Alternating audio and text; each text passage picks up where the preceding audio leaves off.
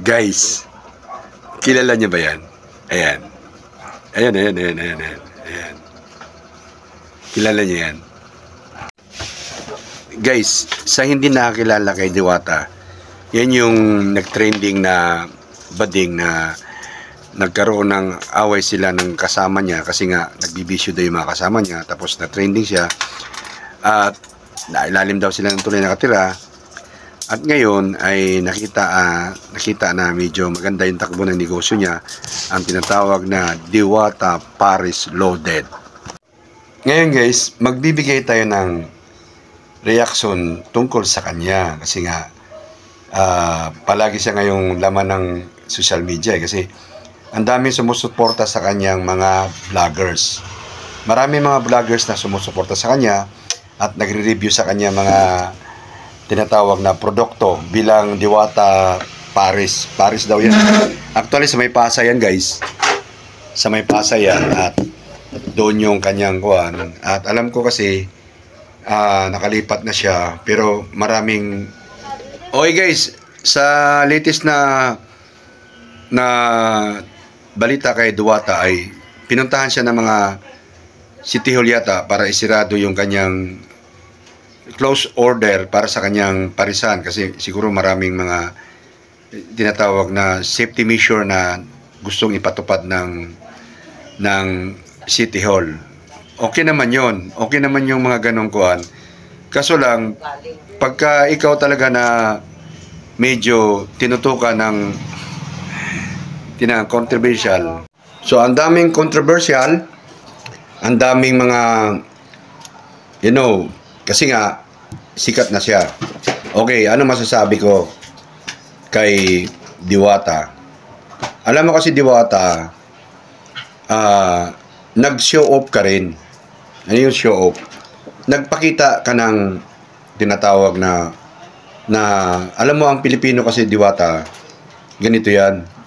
Galit ang Pilipino sa mga taong umasinso. Ganun yun. Galit. Matulungin naman tayo mga Pilipino pag may nakikita ang nahirapan, pero ayaw natin na may mga taong umasinso. Nandun yung selos. O sige, nag-show off ka, nagpakita ka na may kotse ka, nagsusuot ka ng mga alas ng mga malaki. Ngayon, at natutukan ka pa ng mga vlogger, di ba?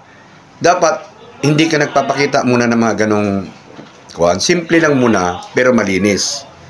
At, kung pansinin mo yung mga Chinese, nagninegosyo yung mga Chinese, tahimik lang. Ayaw nila ng tinatawag na yung nag-iingay yung kanilang pangalan. Kasi nga, sigurado, tututukan ka talaga. Diba? So, sasabihin mo naman na wala akong magawa kasi nga, napipicture ka ng mga vlogger. Kung okay lang naman yun, nakilala ka, pero dapat, ang tawag dyan, kuhan muna tayo.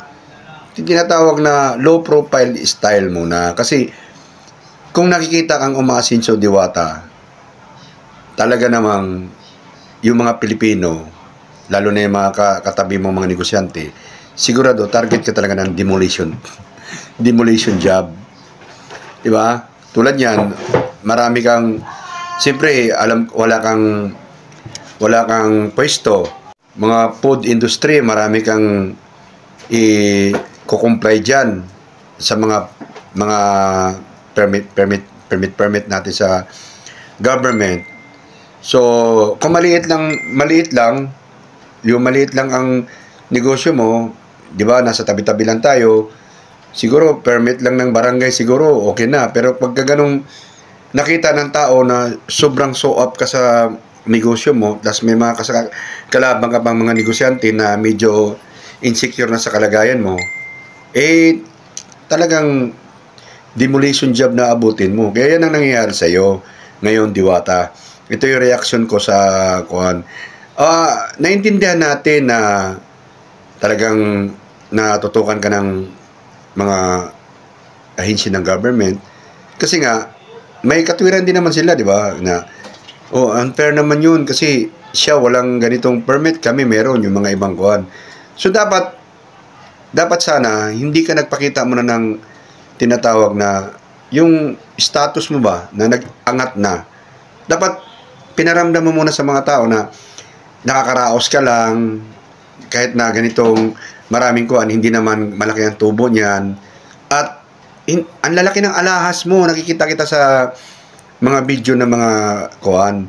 At nagbablog-vlog ka pa, na di kotse-kotse ka. Wala naman problema sana hindi kotse ka. Kung pinalabas mo sana nga, inutang mo, hiniram mo, ganun dapat. Para ang mga tao, simpati pa rin sa iyo na maawa na kahit papaano, makakaraos ka ng pagkain mo. Ngayon, nakikita nila, ang lalaki ng alahas mo. Huwag nang gaya ito, alahas ko, peke yan eh. Ang lalaki ng sing-sing mo, ang lalaki ng mga kuan mo. Talaga namang, yung mga inggitero sa tabi, target ka. O ngayon, ano nangyayari, di ba? Kahit saan ka magpunta, meron kang sasabit sa'yo. Kasi kung pahirapan talaga tayo, wala eh. Alam mo dito sa Pilipinas, pahirapan ka. Konting requirements, pero hindi mo ma-provide yun. Kasi may konting problema. Wala na, tigil ka na. Yun lang, sasabitan ka lang ng ganun, bubutasan ka lang ng ganung sistema, wala na. Tigil na yung kuan mo, yung kabuhayan mo. So, ang mga incheck, yan ang nakapapansin ko, tahimik na sila nagninegosyo. Kahit ang laki-laki, napapansin lang naman yung mga mayayamang incheck talaga dahil sobrang laki na ng kanilang kumpanya, no choice na sila kung di mapag-usapan yung kumpanya nila.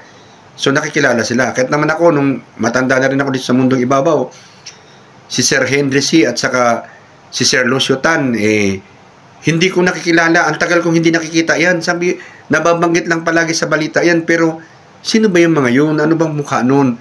Hanggang sa na-reveal na yung mga mukha nila dahil haharap na sila sa mga malalaking tao. Pero noon yan, wala kang marinig na ganung pangalan. Kung may pangalan mo silang nababanggit, ay hindi mo makitang kuan yan, yung mukha nila. Ikaw, Diwata, pasu-up pa lang eh. Magsushow off ka na agad. Ang lalaki ng mga alahas mo na pakita. May mga kuan-kuan ka pa na sisildo ka ng tao, nagkukuan ka, marami ka ng tauhan, nagsisildo ka na. Wala. Kakaingitan ka talaga. Pag ang inggit ng umiral, Diwata, lalo na sa mga bagong negosyante dyan, konting maliit na nga. Ako nga, maliit lang ako na negosyante. Nakita lang ng mga sa surround ko na medyo nag-boom ng konti. Wala na, gayahan na kami lahat. So wala na. Kanya-kanya kami ganun. Yun ang gusto ng Pilipino, yung walang aangat sa atin. Lahat tayo gapang. Ganun yan. Subukan nyo magnegosyo at pumatok yung negosyo nyo. Kung hindi kayo gayahin, gagawan kayo ng paraan na matumba yung negosyo nyo. Maliban lang kung sobrang laki nyo na at hindi na kayo kaya, ibang level naman ang labanan ang haharapin mo. Di ba?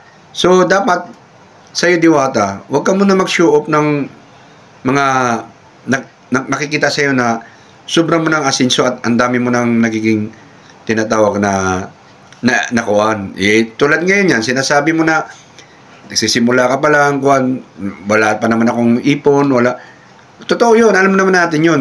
Pero nagpakita ka ng kuwan eh. Nagpakita ka ng sa tao, nagpakita ka ng kuwan sa tao eh. Nagpakita ka ng mga pormahan mo na alam nilang kuwan eh. Umasensyo ka na, di yung inggit, o di tirador abutin mo, parang puno ba na may mangga marami. Kung hindi batuhin, tinitirador. Ganun nangyayari sa'yo, Diwata. So I hope na magiging lesson learned to sa mga, especially sa mga nagnegosyo ng kuwan. Gayahin natin mga inchik, trabahong tahimik lang. Sabi nga nila work silent, tapos surprise them with your tinatawag na success or resort, ganon. Doon ng trabaho ng China, mga Chinese. Tayo Pilipino, naalala ko yung tatay ko dati. Kwento ko lang sa inyo guys ha. Nag-abroad yung tatay ko sa Saudi Arabia. Tapos umuwi siya, nung maliit pa ako, tuntua naman ako dahil ang daming pumupunta sa bahay namin, dumadalaw, tapos ipiling ko ang tatay ko sikat na sikat. Pero hindi namin naramdaman na mayaman kami. Yung pala yung kayabangan pala. Ganun yun. Tinatawag niyan show off. Nagsushow off tayo agad. No, tahimik lang. Okay guys, tahimik lang tayo para hindi tayo tatargetin ng mga inggitera at mga taong gustong, ang Pilipino kadalasan ayaw ng success yan. Kahit mga kamag-anak nyo, pag nakita nyong success, magsa-success na kayo, naka-ex na yung mga kilay ng mga yan. As ang dami na intriga. Okay guys? See you next video guys.